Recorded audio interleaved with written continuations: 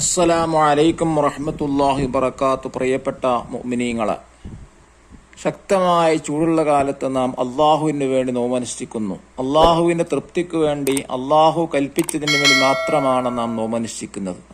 ഈ ചൂട് കാലത്ത് ചൂട് സഹിച്ചുകൊണ്ട്, ദാഹം സഹിച്ചുകൊണ്ട് അള്ളാഹുവിനേക്ക് നോമനുഷ്ഠിച്ചാൽ വലിയ പ്രതിഫലമാണ്. മഹാനായ യസീദ് റഖാസി റളിയല്ലാഹു അൻഹു പറയുന്നു, അള്ളാഹുവിന് വേണ്ടി വിശക്കുന്നവൻ അന്ത്യനാളിൽ ആദ്യ സൊഫിലായിരിക്കുമെന്നാണ് നമുക്കിവർ ലഭിച്ചിരിക്കുന്നത്. മറ്റൊരു സംഭവം നോക്കൂ. ഹസൻ റളിയല്ലാഹു അൻഹുവിന്റെ മുമ്പിൽ ഒരാൾ ഭക്ഷണം കൊണ്ടുവന്നു. അദ്ദേഹം പറഞ്ഞു, ഞാൻ നോമ്പുകാരനാണ്. അപ്പോൾ ചോദിച്ചു, ഈ കഠിന ചൂടിലും താങ്കൾ നോമ്പെടുക്കുകയാണോ? ഹസൻ റളിയല്ലാഹു അൻഹു പറഞ്ഞു, ഞാൻ ആദ്യ സൊഫിലായിരിക്കാൻ ഇഷ്ടപ്പെടുന്നു.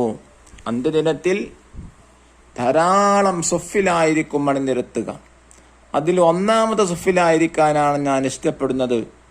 സ്വർഗത്തിലെ ഒന്നാമത്തെ സൊഫിലായിരിക്കാനാണ് ഞാൻ ഇഷ്ടപ്പെടുന്നതെന്ന് ഹസൻ റളിയല്ലാഹു അൻഹു പറയുന്നു. മറ്റു മഹത്വം നോക്കൂ. അബൂ സുലൈമാൻ ദാറാനി റളിയല്ലാഹു അൻഹു പറയുന്നു, ശരീരത്തിന് വിശക്കുകയും ദാഹിക്കുകയും ചെയ്താൽ ഹൃദയം സംശുദ്ധമാവുകയും മയപ്പെടുകയും ചെയ്യും. എന്നാൽ വയറ് നിറയുകയും ദാഹം തീരുകയും ചെയ്താൽ അതിന് കുരുട് ബാധിക്കുകയും നശിക്കുകയും ചെയ്യുമെന്നാണ് മഹാനായ അബൂ സുലൈമാൻ ദാറാനി റളിയല്ലാഹു അൻഹു പറഞ്ഞത്. മഹാനായ സാബിത്ത് റളിയല്ലാഹു അൻഹു പറയുന്നു, ഉമർ റളിയല്ലാഹു അൻഹു വെള്ളം കുടിക്കാൻ ആഗ്രഹം വന്നപ്പോൾ ഒരാൾ അല്പം തേൻ കൊണ്ടുവന്നു.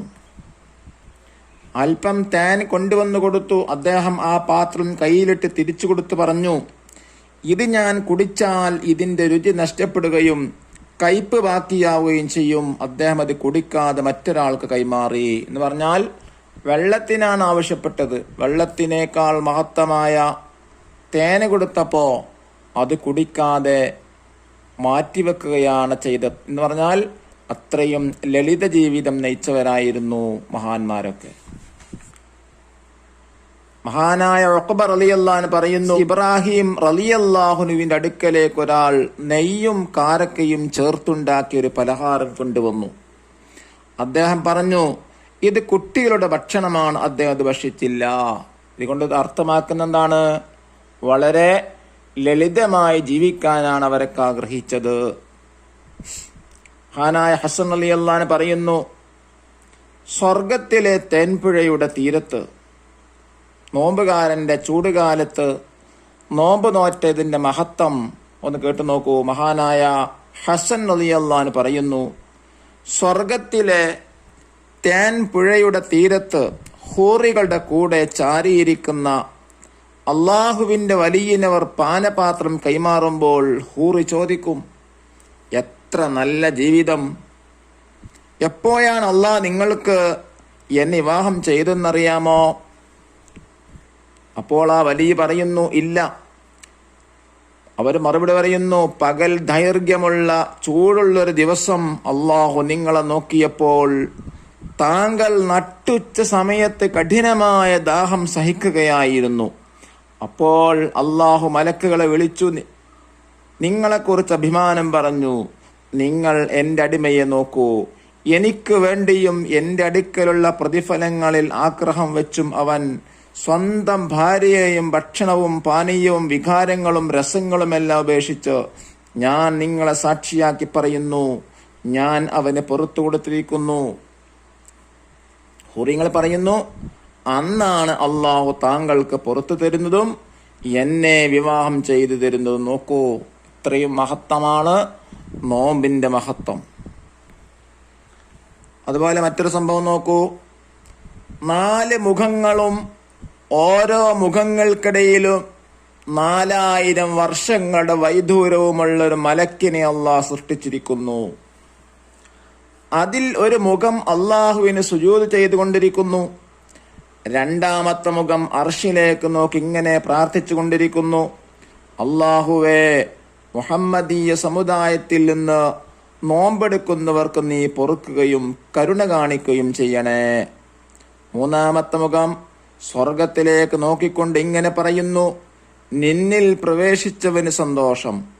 നാലാമത്തെ മുഖം നരകത്തിലേക്ക് നോക്കി ഇങ്ങനെ പറയുന്നു, നിന്നിൽ പ്രവേശിച്ചവന് നാശം.